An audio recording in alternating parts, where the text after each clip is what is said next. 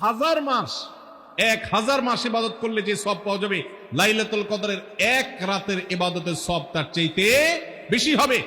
রমজানের শেষ দশকের প্রত্যেকটা রাতে কিন্তু শবে কদর হতে পারে, বিশেষ করে বেজোড় রাতে 21, 23, 25, 27, 29 এই রাতগুলোতে লাইলাতুল কদর হওয়ার সম্ভাবনা অনেক জোরালো।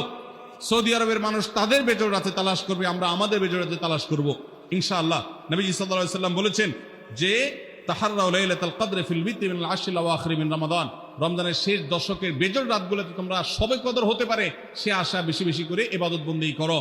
লাইলাতুল কদরের ইবাদতকে আল্লাহ বলেছেন লাইলাতুল কদরে খায়রুম মিন আলফি শাহর, 1000 মাস, 1000 মাস ইবাদত করলে যে সওয়াব পাওয়া যাবে, লাইলাতুল কদরের এক রাতের ইবাদতের সওয়াব তার চাইতে বেশি হবে।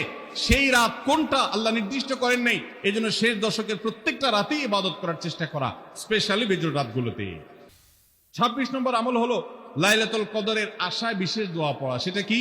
আল্লাহুম্মা ইন্নাকা আফুউন তুহিব্বুল আফওয়া ফাআফু আন্নী, আল্লাহ আপনি ক্ষমাশীল, আপনি ক্ষমাকে ভালোবাসেন, অতএব আমাদেরকে ক্ষমা করে দিন। এটা রমজানের শেষ দশকের প্রত্যেক রাতেই পড়বেন। যে রাতটা একটু শান্ত শিষ্ট, একটু শীতল, একটু বৃষ্টিভাব, একটু লাইলাতুল কদরের আবহাওয়া বোঝা যায়, সেই রাতকে লাইলাতুল কদর আশা করে প্রত্যাশা করে বেশি বেশি দোয়া পড়বেন, আল্লাহুম্মা ইন্নাকা আফুউন তুহিব্বুল আফওয়া ফাআফু আন্নী। তাহলে 26 নম্বর আমল হলো লাইলাতুল কদরের দোয়া পড়া। আর 27 নম্বর সর্বশেষ আমল হলো ফিতরা আদায় করা। অর্থাৎ রমজান মাসের রোজাতে যদি ভুল ত্রুটি হয়, এটা রিফাইন্ডের কাজ হয়ে যায়, রিফ্রেশমেন্টের কাজ হয়ে যায় ফিতরার মাধ্যমে। প্রত্যেক সচ্ছল ব্যক্তি তার নিজের পক্ষ থেকে, নিজের স্ত্রী এবং নিজের ছোট বাচ্চাদের তরফ থেকে ফিতরা আদায় করবেন। প্রাপ্তবয়স্ক সন্তান থাকলে তারা তাদেরটা আদায় করবে, আর না হলে বাপও তাদেরটা আদায় করতে পারে। ফিতরা স্বরূপ গরিবদের বাসায় একদিনের খাবার এটা পৌঁছে দিতে হবে। এটা হলো ফিতরা। ঈদের নামাজের আগ পর্যন্ত এটা আদায় করার নির্দেশ নবী সাল্লাল্লাহু আলাইহি ওয়াসাল্লাম দিয়েছেন। তাহলে 27 নম্বর আমল হলো ফিতরা আদায়। এটার মাধ্যমে রমজানের আমল শেষ হয়ে যাবে।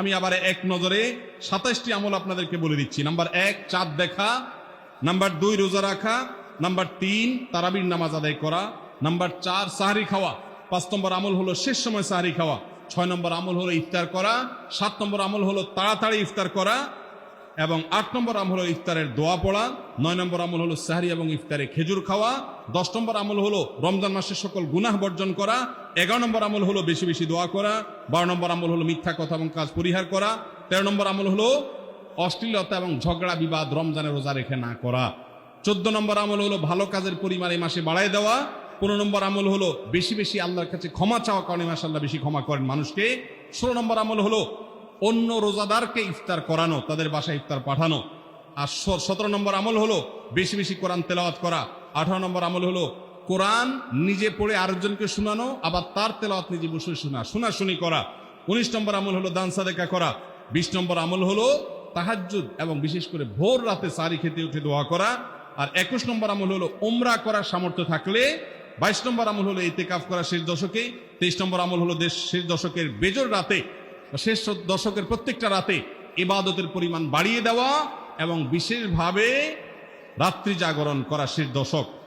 আর 24 নম্বর আমল হলো শেষ দশকে নিজের পরিবারকে ঘুম থেকে ডেকে তোলা, স্ত্রী সঙ্গ ত্যাগ করা, 25 নম্বর আমল হলো লাইলাতুল কদর অনুসন্ধান করা, 26 নম্বর আমল হলো লাইলাতুল কদরের বিশেষ দোয়া পাঠ করা, আর 27 নম্বর আমল হলো ফিতরা দেওয়া।